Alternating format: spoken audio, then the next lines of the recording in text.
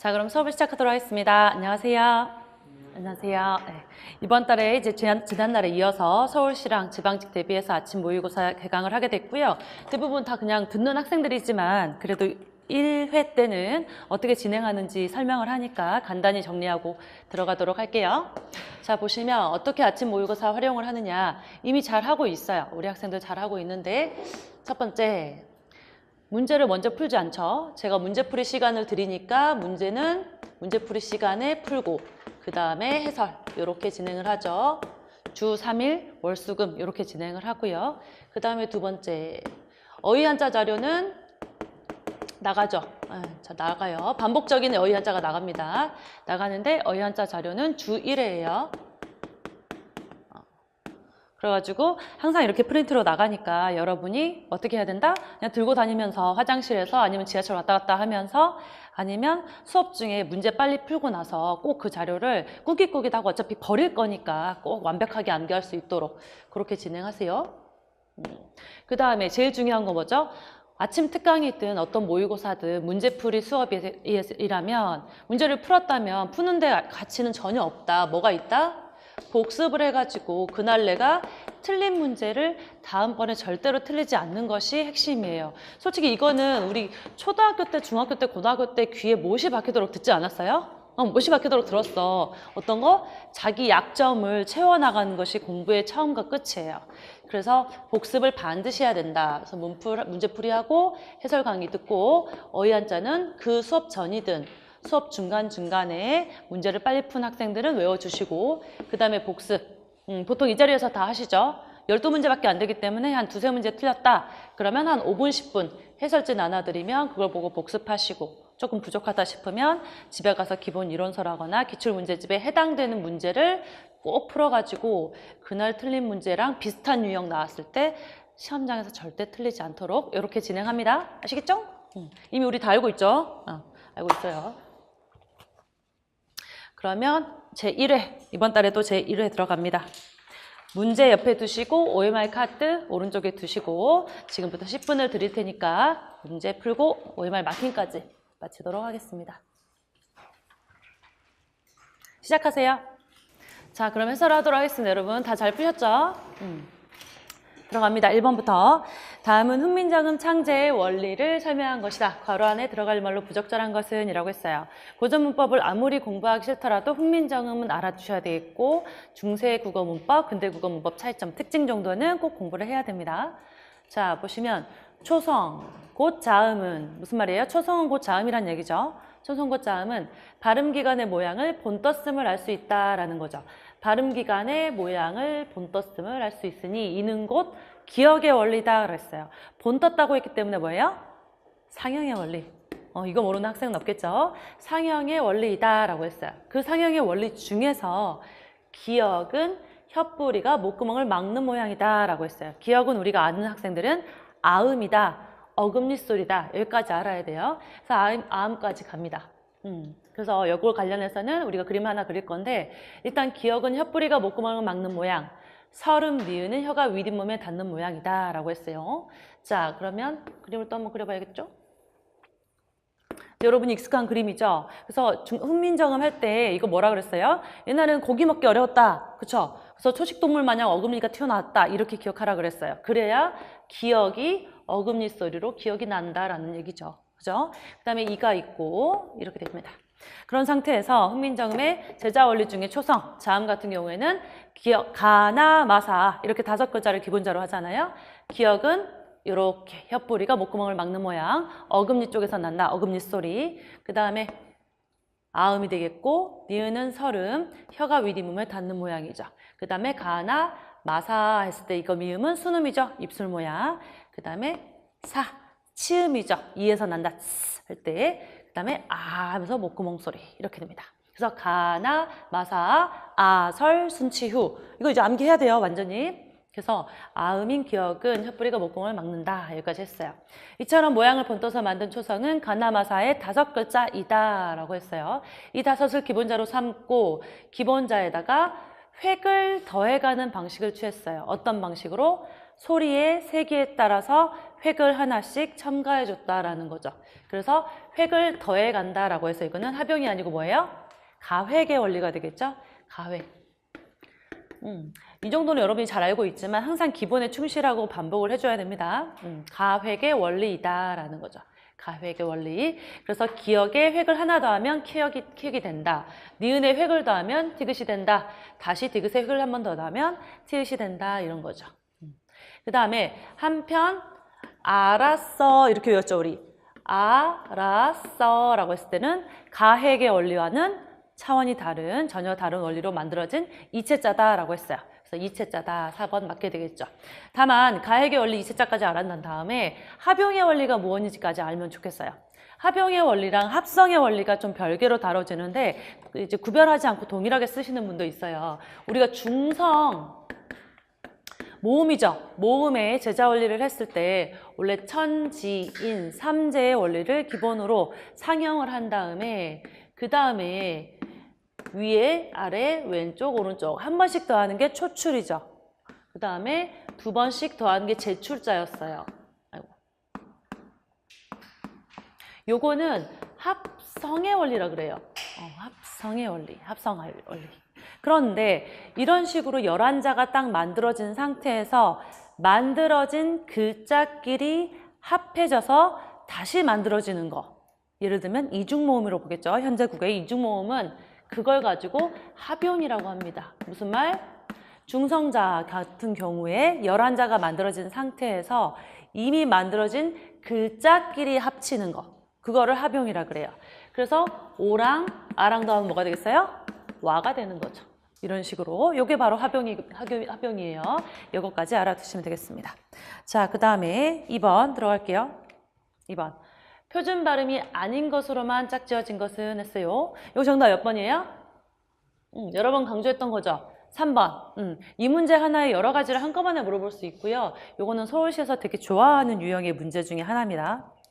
일단 1번부터 보시면 결단력, 상견례 둘 다 맞죠? 이거 원래는 니은하고 리을이 만나면 어떻게 돼야 돼요? 리을. 유음화가 일어나서 리을이 돼야 되는 게 정상이죠. 신나가 아니라 신라의 달밤 이렇게 했잖아요. 이게 원래 맞는 건데 세 글자, 세 음절짜리 한자어의 경우에 유음화에 예외가 존재하더라라는 거죠. 항상 그런 건 아니에요. 근데 우리가 몇 가지 외워야 된다 그랬어요. 결단력, 상견례, 의문론, 이원론, 구군유, 동원령 이런 것들은 리을이 만났지만 유음화의 예외로서 마치 비음화 마냥 니은으로 소리가 나더라. 그래서 결단력 맞게 되겠고 상견례 맞게 되겠죠. 다만 서울역만 요거랑 상관없는 거죠. 서울역은 서울하고 역이 결합된 거예요. 그죠? 그럼 합성어가 되겠죠. 합성어나 파생어에서 앞말의 받침, 뒷말이 이야, 요요유로 시작하면 뭐가 첨가? 니은이 첨가. 이렇게 되겠죠. 니은 첨가. 그 상태에서 다시 니은, 리을 만나서 이 경우에는 유음화가 일어나기 때문에 서울역 이렇게 발음이 나야 되겠죠. 정확하게 알 수 있어야 됩니다. 그 다음 2번. 일단 헛웃음, 요거는 발음이 옳은데 요건 되게 이제 중요한 단어 중에 하나예요. 왜냐면 우리 받침소리의 연음에 관련된 룰이 둘 다 들어간 단어니까 다시 한번 받침소리의 연음 합니다. 받침소리의 연음. 받침이 있어요? 받침이 있고 뒤에 모음으로 시작하는 형태소가 왔을 때는 받침이 연음이 돼야 되겠죠. 모음으로 시작하는 거는 이응으로 시작한다는 얘기고 초성이 뒷말이 이응으로 시작한다는 얘기는 뭐예요? 우리 의문론상에 음가가 있다 없다? 소리값이 있다 없다? 없다라 그랬죠. 우리 여성 할 때 요렇게도 여성이고 이것도 여성이라 그랬잖아요. 그래서 결국에는 이 이응이라는 거는 음가가 없기 때문에 받침소리가 그 공간으로 올라갈 수 있다 이런 뜻이에요. 그래서 받침소리의 연음.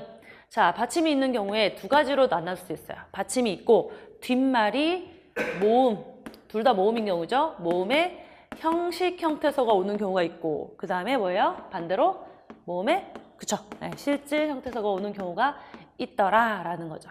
그 다음에 모음의 형식 형태소는 형식은 약간 무시하는 경향이 있으니까 두 가지로 있습니다. 또 앞말의 받침이 헛받침이거나 아니면 쌍받침인 경우가 있어요. 기역이거나 쌍기역 이런 거죠. 헛받침이나 쌍받침인 경우에는 그냥 연음을 한다 이런 얘기죠. 너의 곁에가 아니라 너의 곁에 이런 식으로 예시를 써드릴게요. 바로 연음을 해준다라는 거죠. 그럼 쌍받침은 어떻게 돼요? 집에 그냥 있어라 했을 때 이 어는 어미죠. 어미예요. 어미니까 모음의 형식 형태소. 그래서 앞에 쌍받침이 올라가서 있어 이렇게 발음이 된다 이런 얘기예요. 그럼 겹받침은 어떻게 되느냐? 겹받침은 비읍 시옷이 값이 얼마예요? 했을 때 비읍 시옷이 둘 다 뒤로 갈 수가 없다는 얘기죠. 그렇죠? 우리말에는 현대 국어에는 어두자음군이 없기 때문에 그럼 겹받침은 어떻게? 뒤에 것만 연음한다 그랬죠. 뒤에 것. 받침 두 개 중에 뒤에 것이 연음한다라는 거죠. 그럼 시옷만 연음이 된다 이런 상황인데 시옷이 연음할 때 바뀌는 거 뭐? 쌍시옷으로 바뀌죠. 값이 얼마예요가 아니라 값이 얼마예요. 값을 물어보세요가 아니라 값을 물어보세요. 이렇게 바뀝니다. 그 다음 모음의 실제 형태소는 다르죠. 혹받침, 뭐 쌍받침, 겹받침 아무 상관없어요. 모음의 실제 형태소는 뭘로 된다? 뒤에 실질적인 형태소가 오니까 받침의 대표음을 바꾼 다음에 연음을 시켜주더라라는 거죠. 대표음을 연음한다. 연음. 그래가지고 예시를 들면 이런 거죠. 값없다라는 단어가 있어요. 이거 한 단어예요, 여러분. 사전에 올라가 있는 단어입니다. 값없다라고 했을 때 이때 없다의 업은 어간에 해당하겠죠. 그러면 얘는 뭐예요? 모음의 실질 형태소라는 거죠. 그러면 비읍 시옷 겹받침이니까 자음군 단순화에 의해서 대표음 비읍으로 바뀐 다음에 올라가겠죠. 그러면 값없다 이렇게 된다는 얘기죠. 그러면 헛웃음은 무엇이냐? 헛 뒤에 웃이라는 거는 웃다의 어간에 위치이기 때문에 실질 형태소죠. 동의하네요? 동의하죠? 그러니까 얘는 앞에는 대표음으로 바꾼 다음에 연음을 해주는 게 허두가 맞게 되겠고 그 다음에 웃다의 음이라는 전미사가 결합된 거죠. 웃음은 웃다의 음이라는 전미사가 명사형 전미사가 결합한 거죠. 그러니까 얘는 형식 형태소가 되니까 그대로 연음이 되겠죠. 그래서 허두슴 이렇게 돼요. 되게 좋아하는 단어고 좋은 단어예요. 알아두시고 그 다음에 휘발유 휘발하고요. 기름을 나타내는 유라는 전미사가 결합한 거예요. 합성어나 전미사, 합성어나 파생어에서 앞말의 받침, 뒷말의 이하요요유, 니은이 첨가, 그 다음에 니은, 리을 보시면 당연히 유음까지 휘발유 이렇게 돼야 되겠죠. 그 다음에 바다래, 요거랑 똑같아요. 얘는 단어가 한 단어가 아니고 두 단어지만 두 단어라 하더라도 한 단어처럼 연이어 읽을 때는 똑같이 받침소리의 연음이나 니은 첨가 환경이 된다 이렇게 생각하시면 돼요. 그래서 보시면 바다래 했을 때 아래에서 하는 어근에 해당하는 위치이기 때문에 실질 형태소고 그러면 얘는 대표음으로 바꾼 다음에 연음이 되겠죠. 그래서 바다래 받게 되겠어요. 그 다음에 3번. 3번은 이제 받침소리 중에 뭐 겹받침 뭐예요? 리을 비읍의 발음이죠. 리을 비읍. 리을 비읍의 대표음은 뭐예요? 방이 넓다. 28 이렇게 외웠어요. 방이 넓다, 28 이렇게 답답하게 안 한다고. 넓다, 28 이렇게 해서 리을이에요. 그런데 예외적으로 비읍으로 발음되는 경우 언제? 네 가지 외우라 그랬죠. 어떻게? 입을 삐죽삐죽 내물면서 넓적하다, 넓적. 그 다음에 넙죽하다, 넙죽. 그 다음에 넙둥글다, 넙둥. 그 다음에 뭐예요? 답다가 자음 앞에서 여기까지 우리 외우기로 했어요. 그러면 넓다가 아니고 뭐예요? 넓다다라는 거죠. 하지만 넙죽, 넙둥, 넙적, 답다가 나올 때는 얘는 비읍 받침이다 라는 얘기죠. 비읍으로 소리 난다. 그 다음에 네 번째 볼게요. 끝을, 이 밤의 끝을 했을 때 끝 뒤에 조사죠. 조사는 모음의 형식 형태소. 그러니까 받침소리 연음에서 끝을 맞게 되겠고 피읍해 원래 피읍과 뒤에 조사니까 받침소리를 그대로 연음해서 피읍해라고 해야 될 것 같은데 이 경우엔 예외다. 그렇죠? 보통 받침소리 연음은 이렇게 되지만 예외적으로는 뭐다? 한글 자모의 이름의 경우에는 모든 자모가 그런 건 아니지만 7가지의 경우에는 이렇게 보지 않아요. 어떻게 봐요? 다자차 네, 감사합니다. 다자차, 카타파. 다자차, 카타파. 요 7가지 경우에는 디귿이, 지읒이 이렇게 바보처럼 발음하지 않는다. 어떻게? 디귿이, 지읒이, 치읒이, 티읒이, 히읗이 이렇게 우리말 발음에 일치하게 발음을 하고 키읔과 피읍만 좀 다르죠. 키읔이 그럼 이상하니까 키읔이, 피읍이 이렇게 발음한다. 한글 자모 이음의 발음만 받침소리의 연음의 원칙의 예외로서 저 7가지만 해당이 됩니다. 그래서 피읍해가 아니라 피읍에가 맞게 되겠죠. 그 다음에 다가페 마찬가지 아픈 모음의 실질 형태 소니까 대표음 기억으로 바꿔서 다가페 이렇게 가겠죠. 됐어요. 정답 3번이고 여러 가지를 한꺼번에 물어볼 수 있는 좋은 문제다라고 봅니다. 자, 성적을 보도록 하겠습니다. 100점 만점 있어요? 잘하셨어요. 100점 만점 잘하셨고 그 다음에 항상 얘기하지만 100점 맞으면 학생은 처음에 40점, 50점 이런 학생이었어요. 꾸준히 하니까 100점으로 계속 유지가 되죠. 여러분 뭘 많이 틀렸는지 한번 보도록 할게요. 별로 많이 틀린 게 없어요, 여러분. 다 잘하셨고 많이 틀린 게 없기 때문에 70%대부터 말씀을 드릴게요. 일단 3번. 요거는 한 번 정리해 놓으면 끝인데 여러분이 지금 아직 머릿속에 정리가 안 돼서 그렇습니다. 3번 71%예요. 조금 틀리셨고 그 다음에 6번. 요거는 약간 부릇하죠? 맨날 나오는 형식이 아니라서 여러분이 헷갈려서 틀린 걸 거예요. 6번이고 그 다음 7번, 8번 한자 문제 여전하죠. 전범위 모의고사 월요일날 하는 전범위 모의고사 때도 마찬가지고 한자 문제에서 모든 게 판가름이 나더라고요, 여러분. 왜냐면 어느 정도 궤도에 올라오면 일반적인 문법 기본 문제는 잘 안 틀린다는 얘기예요. 그래서 한자랑 그런 부분은 조금 본인이 조금 노력을 해줘갖고 다른 사람 틀릴 때 하나 맞춰주면 2개 더 맞는 꼴이란 말이에요. 2개. 왜? 다른 애들은 다 틀릴 거니까. 그래서 이거 좀 충실히 하겠습니다. 자, 3번. 미적진 부분이 한글 맞춤법에 맞지 않는 것은 이라고 하고 있죠. 정답은 4번이에요. 4번이에요. 이걸 왜 틀렸을까? 번번히와 번번이는 여러 번 나왔던 발음이 비슷한 단어의 쓰임이고 처음부터 봤을 때 이거를 부사와 전미사 이희의 구별로 했을 때도 요거는 아니라 이런 얘기죠. 근데 이거는 의미상으로 구별해야 되기 때문에 약간 1, 2, 3번하고 4번은 좀 별개로 봐야 된다. 한글 맞춤법에 맞지 않는 거. 일단 밑줄을 보셔야 되죠. 딱히, 의젓이, 간간히, 번번이 다 뭐로 끝났어요? 이나 히로 끝나요. 그럼 이나 히로 끝난다는 건 뭐예요? 부사와 전미사, 이희 중에 뭐가 달라붙는 케이스냐라는 거예요. 이 형식을 싹 다 외울 수가 없기 때문에 다 모든 단어를 외울 수가 없죠. 그거에 대한 룰을 알아야 돼요. 뭐예요? 이희의 구별, 부사와 전미사, 이희 어떤 걸 쓸 거냐? 하다로 끝나면 뭘 쓴다고요? 히.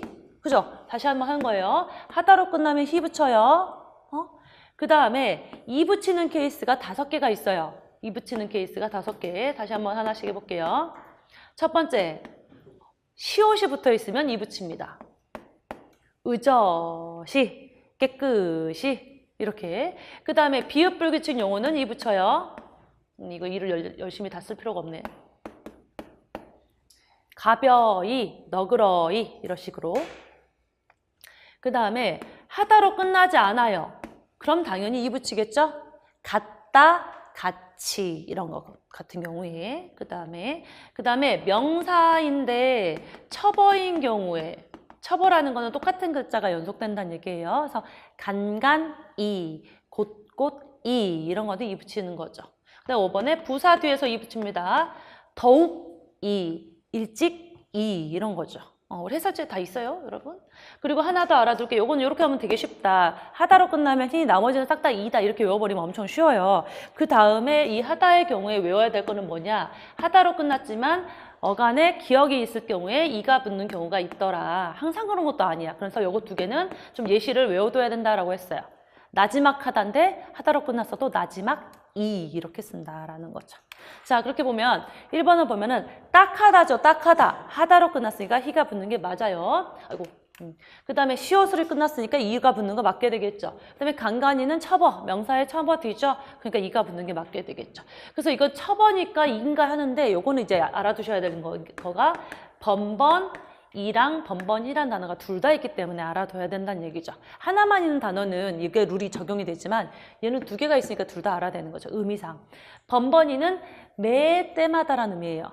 그래서 기회를 매 때마다 놓치다 하기 때문에 번번이를 써야 되겠죠. 번번히는 번번하다라는 단어에서 왔기 때문에 펀펀하고 번듯하게라는 뜻이 됩니다. 그래서 여기서는 번번이를 써야 돼요. 매 때마다. 매 때마다. 이렇게 의미상 구별하시고 그 다음 4번으로 갑니다. 밑줄 친 부분이 문법에 맞지 않는 것은 이라고 했어요. 정답은 2번이에요. 요거는 뭐랑 뭐 구별하는 문제예요? 오냐 요냐. 이 두 개 구별하는 문제죠. 오나 요냐. 오냐 요냐. 이 두 개 구별해야 돼요. 요는 뭐예요? 보조사. 그죠? 보조사. 높임을 나타내는 보조사죠. 오는 뭐예요? 어미예요. 어미. 어미가 두 종류가 있어요. 뭐가 있어요? 문장 맨 끝에 오는 종결어미로 쓸 때가 있고 문장 중간에 연결해주는 연결어미로 쓸 때가 있더라. 이렇게 그 차이점이에요, 여러분. 그럼 오는 어미고 요는 조사다라고 했어요. 그러면 가장 큰 차이점은 뭐겠어요? 어미는 생략할 수 있다, 없다? 없다라는 거죠. 그래서 얘는 생략할 수 없다라는 게 가장 큰 특징이에요. 생략할 수 없다. 무슨 뜻이냐? 생략을 해버리면 문장이 어색해진다, 비문이 된다 이런 얘기죠. 요는 보조사죠. 조사는 우리말에서 생략이 가능하죠. 그래서 얘를 생략해도 아무 문제가 없어요. 그런데 요 같은 경우에는 높임의 의미를 가지고 있기 때문에 요를 생략하면 어떻게 돼? 좀 건방져 보일 수 있다. 건방져 보일 수 있다. 그렇지만 문장이 어색해지는 건 아니에요. 이렇게 구별합니다. 자, 보시면 1번 중요하오. 종결어미니까 오 쓰는 거 맞아요. 오 쓰는 게 맞아요. 두 번째, 정말로 해직이 되는 것이요? 라고 했어요. 이때 이 요가 보조사로서 높임인지 어미인지를 구별하려면 생략을 해봐야 돼요. 왜냐면 문장 끝에 이거 밥 먹어도 돼요? 이렇게 요로 쓸 수 있기 때문에. 그래서 얘를 생략을 해봐. 정말로 해직이 되는 것이? 이런 문장은 없어요. 우리나라에 이런 문장 없어요. 그럼 뭐야? 얘는 어미의 자리란 얘기죠. 그럼 얘는 오를 써야 된다 라는 거죠. 것이라는 의존명사에 서술격조사 이다가 붙고 거기에 오라는 종결어미로 활용을 한 거죠. 생략하면 말이 안 되기 때문에 오가 들어가야 된다. 다음 세 번째, 이거 아니요, 제가 안 그랬어요 라고 했을 때 이 대답을 나타내는 아니요는 대답을 나타내는 아니요는 그냥 사전에 한 단어로 감탄사로 올라가 있어요. 등재되어 있는 단어예요. 그래서 어떤 문장에서든 아니요, 제가 안 그랬는데요. 아니요, 그거 아니거든요 하면서 대답을 나타낸다. 그럼 무조건 아니, 요로 써야 돼요. 선생님, 아니 오라는 꼴도 있잖아요. 있죠. 근데 그건 대답이 아니라 그 녀석은 사람이 아니요. 종결어미로 쓸 때 아니다의 활용일 뿐이에요. 무슨 말이야? 이건 대답이 아니죠? 대답하는 네 아니요만 감탄사로서 아니요를 쓴다. 물론 여기 있는 요는 보조사가 맞아요. 왜? 생략할 수 있잖아. 아니, 제가 안 그랬는데요. 다만 약간 건방져 보일 수 있죠. 그럴 뿐이에요. 그래서 이거는 대답을 나타내는 아니요는 그냥 감탄사로 고정된 형태로 외워두시는 게 좋겠고 이것은 말이요, 그것은 소요. 문장 중간에서 문장들을 이어주고 있죠. 얘는 연결어미예요. 연결어미 아닌가 헷갈릴 때는 뭐? 생략해보면 된다. 그것은 말이, 그것은 소. 이렇게 되면서 문장이 어색해지죠. 그러면서 얘는 아하, 어미의 위치구나 라는 걸 알 수 있는데 연결어미로서의 이거 죄송해요. 잠시만요. 연결어미 오가 아니네. 밑으로 내려가야 되네. 죄송합니다. 여기로 내려가야 되네. 또 집중하다가 이렇게 됐네.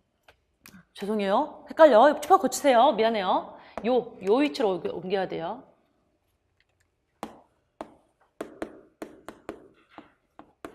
죄송합니다. 오가 종결어미고요. 요가 두 가지였네. 제가 표를 잘못 그렸어요. 미안합니다. 요는 보조사, 연결어미를 쓸 때도 있다. 그렇지만 중요한 건 뭐다? 여기서 구별을 해야 되겠죠? 생략이 되고 얘는 생략이 안 되고. 여기다 썼어야 되네. 당연히 얘는 생략이 안 되고. 보조사로 쓰일 때랑 연결어미로 쓰일 때 요는 보조사랑 형태가 같지만 생략할 수 없는 어미이다라는 거죠. 여기서 바로 이것은 말이요, 그것은 소요 했을 때 요때는 연결어미로서 생략할 수 없기 때문에 비록 요라는 형태가 똑같지만 어미다라는 거죠. 수정해 주세요. 자, 그 다음에 5번 갑니다. 5번. 다음 국어사전 정보를 참고할 때 밑줄 친 단어의 사용이 부적절한 것은 이라고 했어요. 5번은 지금 85% 맞았는데 5번 틀린 학생들은 약간 반성을 해야 됩니다. 이거는 사전에 있는 걸 그대로 따라가다 보면은 예문에 있는 단어를 그대로 사전에 따라가다 보면은 당연히 맞춰야 되는 문제예요. 응용력이 조금 떨어진다 이렇게 볼 수 있는데 볼게요. 부적절한 것은 받다, 받치다, 받히다 세 가지가 있죠. 그럼 1번부터 보는 거예요. 받혀도는 받히다의 활용형이죠. 받히다의 활용형. 그럼 받치다의 뜻에 이게 있는지 찾아가는 거예요. 받치다로 가면 어떻게? 받다 오우 사동사래. 뭐야? 받다 오로 가는 거죠. 받다 오. 여러 사람에게 팔거나 대여주기 위해 한꺼번에 많은 물품을 사다의 사동사니까 사게 하다의 뜻이겠죠. 그 상태에서 가니까 맞는 얘기 같아. 그럼 이거는 맞는 거죠. 두 번째, 받쳐서라고 했으니까 얘는 뭐의 활용이에요? 받치다의 활용이겠죠. 받치다의 활용이에요. 그럼 받치다의 뜻에 등이 받치다, 맨바닥에서 등이 받친다는 뜻이 있는지 보는 거죠. 그럼 받치다 어디 있어요? 앉거나 누운 자리가 바닥이 단단하게 베기다라는 뜻이 있죠? 그럼 여기에 받치다의 활용형이 맞게 되겠죠. 그 다음에 3번.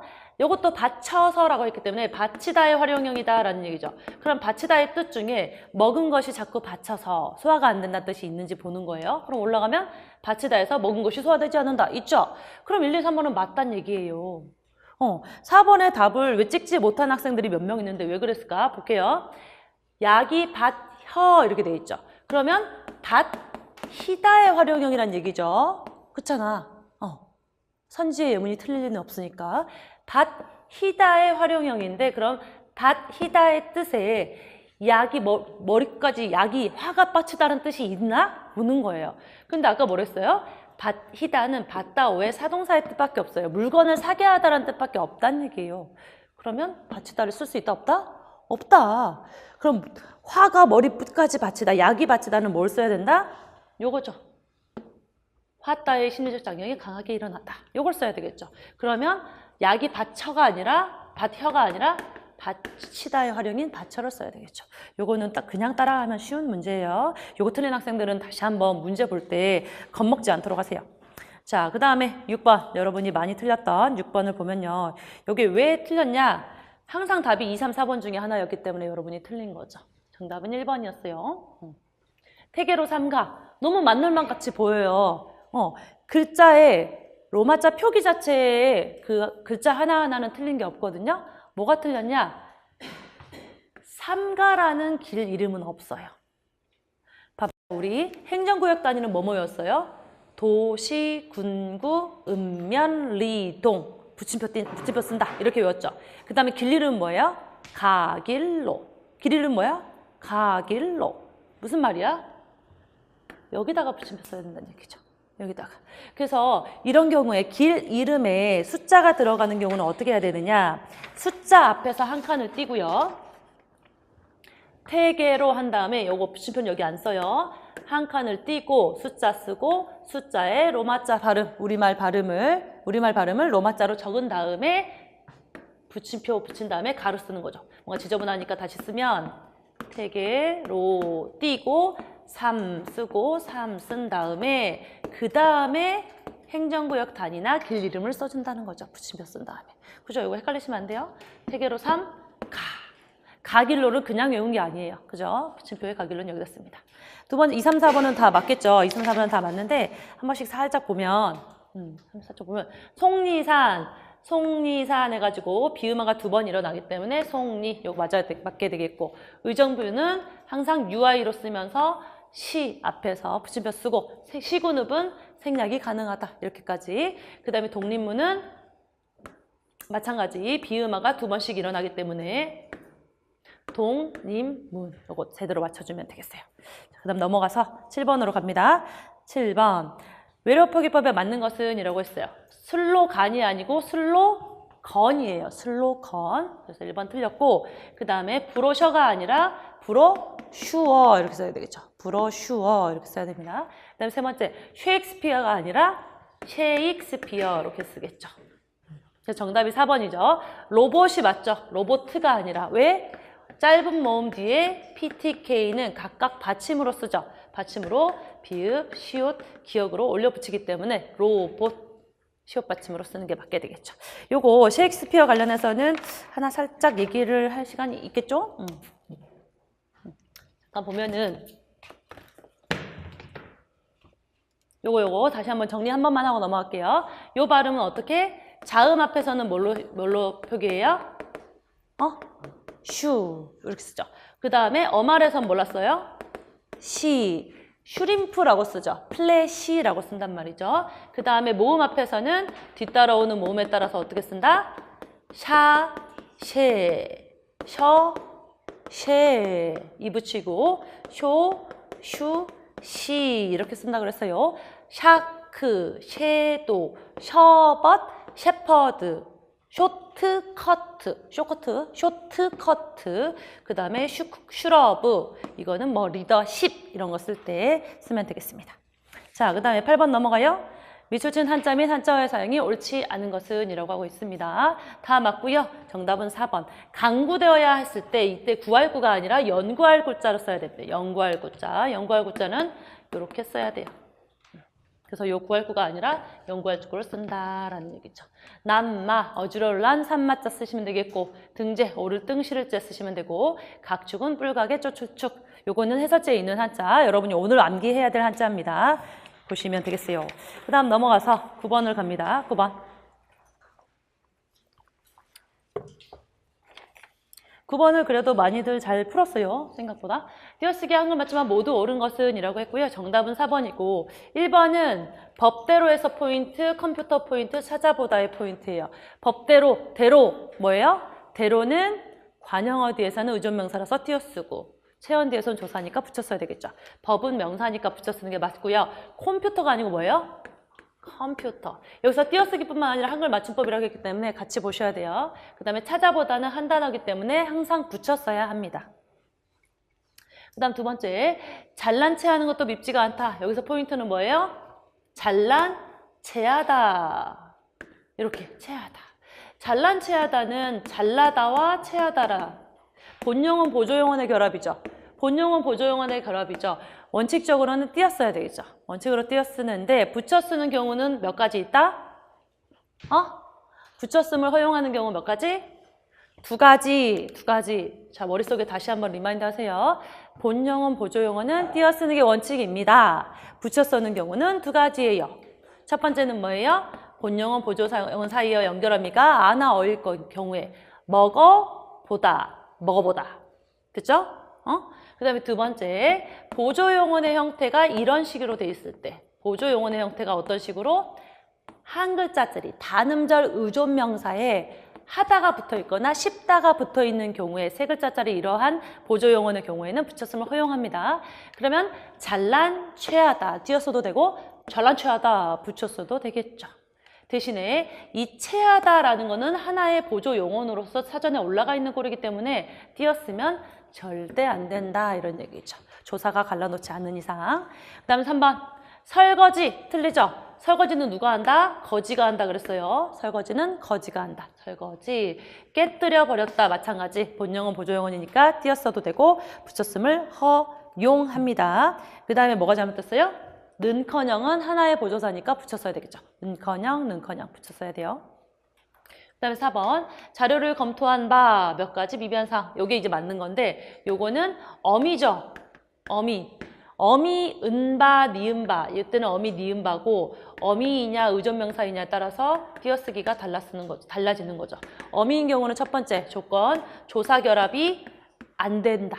조사결합이 안 돼 있거나 안 된다. 두 번째 뒤절과 상관 있는 상황을 앞절에서 제시한다. 뒤절과 상관 있는 상황을 앞절에서 제시한다라는 거죠. 자료를 검토한 바와 검토한 바에 이러면서 조사 결합이 매우 어색하고요. 의미상 몇 가지 미비한 사항이 발견되었습니다. 자료를 검토하니까 이런 식으로 뒤절과 상관 있는 상황을 앞절에서 제시를 하고 있어요. 만약에 의존명사로 쓰일 때 경우에는 띄었어야 되는데 이때 특징은 뭐냐면 조사가 들러붙어 있거나 조사가 들러붙어야 돼요. 두 번째, 의미는 세 가지로 크게 볼 수 있는데 첫 번째는 앞절이 말한 일 자체. 두 번째는 일의 방법. 세 번째는 그러한 기회나 형편 이렇게 돼 있어요.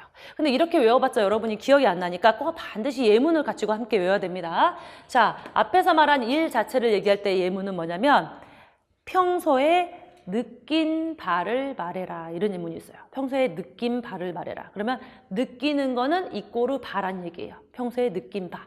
앞말이 말하는 그 자체. 두 번째, 이게 만약에 헷갈린다. 오늘 가면서 반드시 그 표준국어대사전 어플로 의존명사 바를 찾아봐야 돼요. 예문을 보셔야 됩니다. 그 다음에 방법은 뭐냐면 눈들 바를 모른다. 이런 예문이 있어요. 그러면 눈들 바를 모른다. 눈들 방법, 방도를 모르겠다. 이런 뜻이거든요. 그래서 그때는 바는 방법이란 뜻이다. 그 다음에 기회는 어차피 맞을 바에는 먼저 맞겠다. 이때 바는 앞에 어차피 맞을 바에 그러한 기회와 형편이다 이런 얘기죠. 세 예문 다 국어 표준국어 대사전에 있는 예문이고요. 뒤에 다 조사가 들러붙어 있는 예문들이에요. 그래서 조사가 들러붙어 있다라는 게 가장 큰 특징이고 의미는 세 가지니까 예문을 각각 보셔야 됩니다. 그래서 여러분이 헷갈린다. 조사가 안 붙으면 붙인다, 붙여 쓴다. 조사가 붙어 있거나 붙이기 쉬우면 떼어 쓴다. 이렇게 외우는 게 좋아요. 자, 그 다음에 13번. 다음 가로 안에 공통적으로 들어갈 속담이라고 했어요. 요거는 3번이죠. 울며 겨자 먹기. 하기 싫지만 어쩔 수 없이 하는 상황이기 때문에 3번 울며 겨자 먹기가 맞게 되겠어요. 자, 넘어갈게요. 넘어가서 14번 갑니다. 가나에 대한 설명으로 가장 적절하지 않은 것은 이라고 했어요. 요거 다 맞았어요, 여러분. 잘했어요. 공무도화가 고대가요죠. 고조선 시대의 고대가요. 백수광부의 처가 자기 남편을 잃은 슬픔을 노래한 것이고 요거는 한시예요. 한혁시, 사구체 한혁시. 요게 오리지널 원문이란 얘기죠. 그 다음에 요거는 황진이의 시조죠. 그러면 적절하지 않은 걸 골라보면 정답은 2번이죠. 1번 가는 시간의 경과에 따라 시상이 전개되고 있다. 맞아요. 물을 건너지 말라고 했는데 물을 건너서 결국엔 죽었고 어떻게 해야 되냐. 시간의 경과가 나타난다 그랬어요. 두 번째, 가는 고려시대가 아니라 고대가요. 고조선 시대 거죠. 민요의 기원을 뒀으면 민요조여야 돼요. 민요조라는 거는 7호저의 음수율이거나 아니면 3음보나 4음보의 음보율을 가지고 있는 경우가 많아요. 제가 예를 들었던 민요는 뭐 있어요? 아리랑, 아라리요 이런 식으로. 아니면 시조 같은 경우 추강에 밤이 드니 물결이 차노메라 이런 식으로 4음보 이런 게 민요조거든요. 전혀 상관없어요. 그 다음에 나는 임과 헤어진 상황에서 사랑과 그리움 맞게 되겠죠. 그 다음에 요거는 제가 가끔 설명드렸는데 도치법 또는 행간 걸침의 수법이다. 한 번 더 리마인드 할게요. 도치법은 어디? 가랴마는 제구태여를 한 문구로 보면은 있으라고 하면 내님이 지가 구태여 가랴마는 이러면서 도치법이 쓰였다고 볼 수 있고 아니면 제구태여 보내고를 한 구문으로 의미상 구문으로 보면 어떻게 된다 그랬어요? 있으라 하다면 가겠느냐마는 내가 굳이 보내고 나서 그리워하는 정은 모르겠다. 그러면 행간 걸침의 수법을 이렇게 표현을 하는 거예요.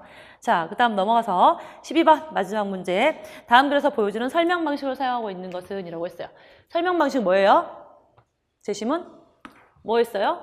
예시 나왔죠? 예컨대 나왔기 때문에 예시 찾아주면 돼요. 예시로 나타난 거는 4번이죠? 이러이러한 예라 할 수 있다라고 했어요. 나머지 1, 2, 3번도 알아주셔야겠죠? 1번은 뭐예요? 동사는 어쩌고 반면 차이점을 나타내고 있죠. 그럼 이거는 뭐예요? 대조. 차이점은 대조, 공통점은 비교. 이렇게 가는 거예요. 그다음에 두 번째, 표준 발음법은 뭐뭐뭐뭐뭐뭐로 이루어져 있다라는 거는 아무 기준 없이 어떤 큰 복잡한 요소를 그 안에 부분적인 요소를 다다다다다 나누면 그냥 분석이에요. 아무 기준 없이 그냥. 작은 요소로 나누는 거는 분석이에요. 그럼 분석이랑 구별해야 되는 게 바로 3번인데 얘는 구분인데요. 구분은 기준을 가지고 상위 개념을 하위 개념으로 나누는 거를 말합니다. 분석은 잘 들었어요? 차이점 있어요. 분석은 하나의 커다란 개념을 그냥 그 안에 있는 부분으로 그냥 나눠서 뭐뭐뭐로 이루어져 있다라고 하는 거고 요거는 어떠한 기준을 가지고 상위 개념을 하위 개념으로 나누는 것을 가지고 얘기해요. 그래서 여기서 보시면 자음은 좀 위치와 좀 방법에 따라서 나누는데 양수는 지정 어쩌고 이렇게 나누죠. 그래서 어떤 기준점에 의해서 상위 개념을 하위 개념으로 나누는 거를 구분이라고 합니다. 됐죠, 여러분? 됐어요? 오늘 공부 많이 했습니다. 오늘 1회였고요. 요거는 이제 공개 특강이었으니까 업로드를 할 예정이고 여러분은 지금 뭘 해야 되느냐? 해설지를 나눠드리면 자기가 오늘 실수하거나 혹시 미흡했던 내용이 있으면 해설지 빨리 보시고 복습하고 그리고 집에 가서 하실 건 뭐냐? 기출문제 집에서 자기가 틀린 문제에 해당하는 파트, 진도별 파트에서 그 문제를 5문제 정도 풀어보면 완벽합니다. 아침 특강 꾸준히 들은 학생 중에 국어 고득점 못 맞은 학생 제가 본 적이 없어요. 본 적이 없고 이번에 어제도 카페에다 뭐 합격했다, 필기 합격했다 또 기쁜 글을 올려가지고 제가 신나가지고 너무 축하한다고 했더니 뭐 좀 그 외적으로 뭐 몸이 좀 안 좋아서 뭐 어떻게 더 못한다 뭐 이런 얘기가 있어갖고 안타까운 점은 있는데 어쨌든 성적은 잘 나온다. 그러니까 열심히 하도록 합시다. 자, 그럼 오늘 수업 여기까지 하고요. 우리는 금요일 날 다시 만나 뵙도록 하겠습니다. 감사합니다.